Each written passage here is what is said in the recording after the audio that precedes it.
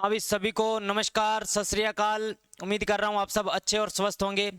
पंजाब के अंदर जो 2000 पदों पर वैकेंसी निकाली गई है शारीरिक शिक्षक की, ये कौन से विभाग में निकाली गई है, कौन इसमें अप्लाई कर सकता है और किस कैटेगरी के अंदर कितने पद हैं, सिलेबस कैसा रहने वाला है, आपका चयन किस प्रकार से होगा, क्या राजस्थान के इसके अंदर अप्लाई कर सकते हैं या नहीं कर सकते हैं, या पंजाब के ही इसमें अप्लाई कर सकते हैं, राजस्थान के इसमें अप्लाई करेंगे तो क्या क्राइटेरिया रहने वाला है, कंप्लीट जानकारी इस वीडियो के अंदर मैं आपको देने वाला हूं।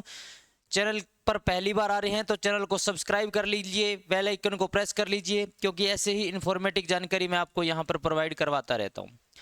देखिए, अपन बात करते हैं पूरे के पूरे डिटेल से। इन्होंने जो फुल विज्ञप्ति है वो जारी कर दी है।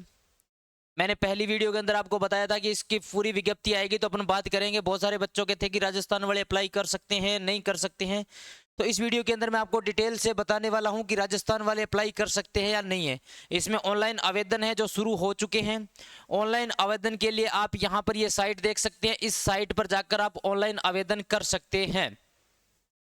ठीक है, इसके साथ साथ यहां पर आप देखिए कुल यहां पर 2000 पद है।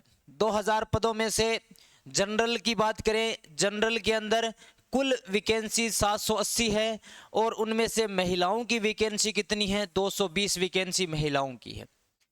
एससी कैटेगरी के अंदर एमबी और आरओ दो कैटेगरियां एससी के अंदर है, जिनमें दोनों के अंदर 200-200 पद हैं।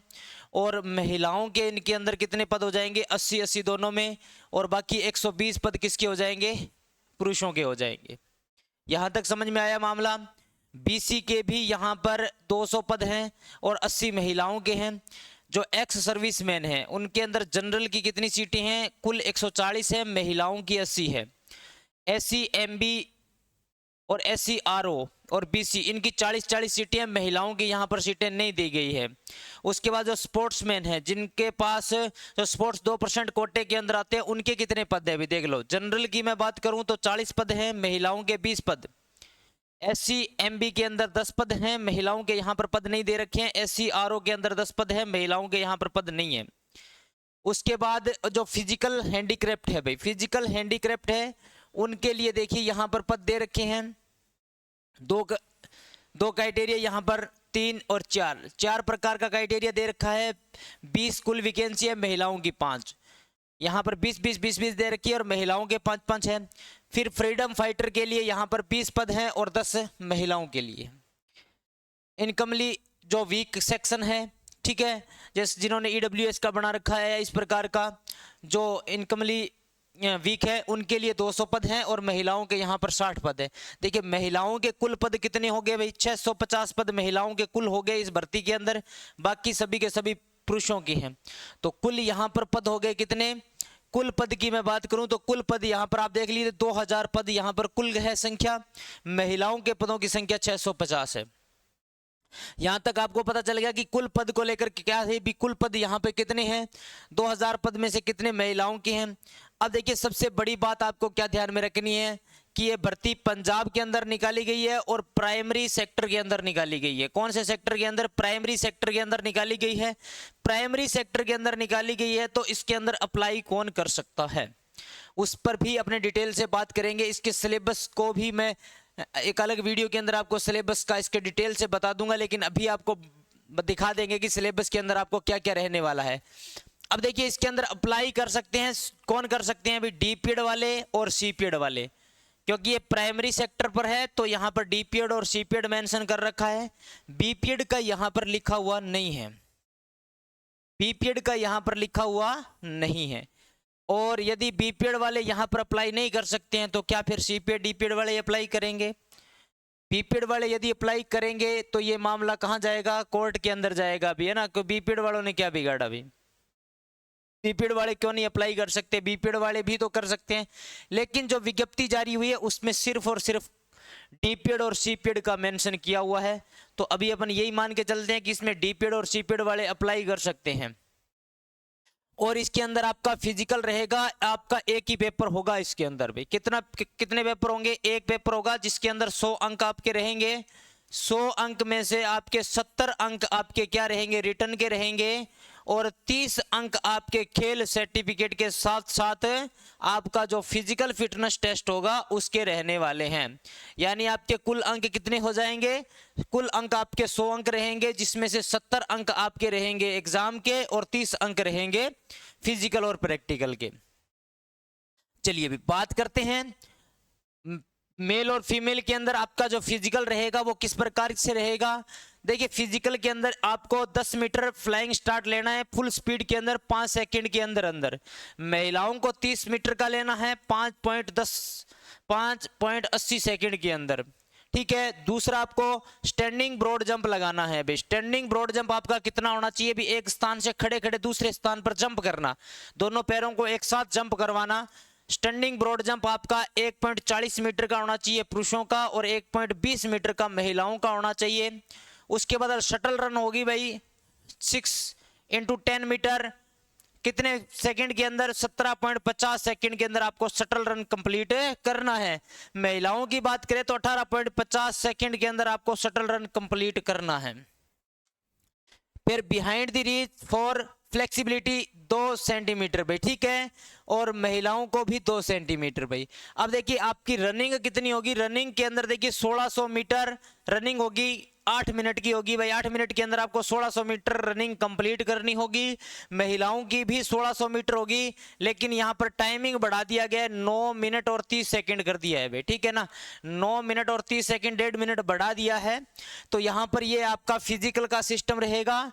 और यहाँ पर फिर इन्होंने बाद में मेंशन किया है कि सिर्फ डीपीएड और बीपीएड वाले अप्लाई, डीपीएड और सीपीएड वाले अप्लाई कर सकते हैं, क्योंकि 12वीं प्लस डिप्लोमा, 12वीं प्लस डिप्लोमा, ठीक है ना, 12वीं प्लस डिप्लोमा करने वाले ही स्टूडेंट इसके अंदर अप्लाई कर सकते हैं भाई। ये इसके अंदर मेंशन किया हुआ है विज्ञप्ति के अंदर।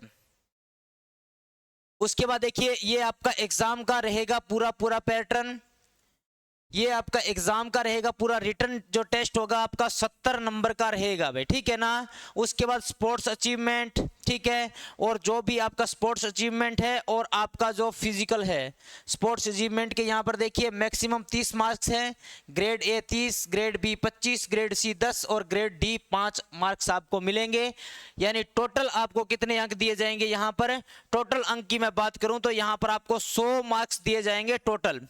तो यहां तक समझ में आया कि आपका रिटर्न होगा और जो आपका स्पोर्ट्स अचीवमेंट है वो होगा, दोनों को मिलाकर आपको यहां पर अंक मिलने वाले हैं। आप कौन सी ग्रेड के अंदर आते हो? A grade, B grade, C grade, D grade. तो 4 ग्रेड दी गई है, इन ग्रेड के अकॉर्डिंग ही आपको अंक मिलेंगे। यानी 100 में से जो बढ़िया बेस्ट करेगा, 100 में से जो ज्यादा अंक लेके आएगा रिटर्न का, फिजिकल का और अचीवमेंट का, स्पोर्ट्स अचीवमेंट का, उसको ही इस भर्ती के अंदर सिलेक्शन होने वाला है। यहां तक क्लियर हो गया। यहां इस विज्ञप्ति को आप हमारे टेलीग्राम चैनल पर डिटेल से पढ़ सकते हैं, ठीक है। ये तो हो गया अब कौन क्या कर सकता है। अब देखिए यहां पर भी इन्होंने मेंशन किया है कि आपका physical training instructor service rule इन्होंने बता रखा है पंजाब स्टेट, ठीक है। और इसके अंदर कौन कौन अप्लाई कर सकता है भी? जो पंजाब के हैं उनको यहां पर छूट दी गई है भी। यहां पर आप छूट देख सकते हैं कितनी छूट है। यहां पर जो छूट है 18 से 37 वर्ष की आयु इनकी होनी चाहिए भाई, डिटेल से लिख रखा है 18 से 37 वर्ष की आयु यहां पर होनी चाहिए, ठीक है। और जो अदर राज्य के हैं उनका भी यहां पर मेंशन किया हुआ है कि उनकी डेट ऑफ बर्थ क्या होनी चाहिए, कि कैसे उनका। और जब आप ऑनलाइन आवेदन भरोगे तो ऑनलाइन आवेदन भरने के बाद उसमें कभी भी किसी प्रकार का कोई भी आप संशोधन नहीं करवा पाओगे, ये भी बात का ध्यान में रखना।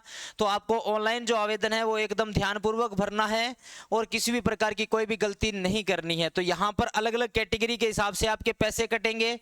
2000 रुपये जनरल, SC ST के लिए 1000 रुपये और बाकियों के लिए यहाँ पर नील है भाई, ठीक है ना।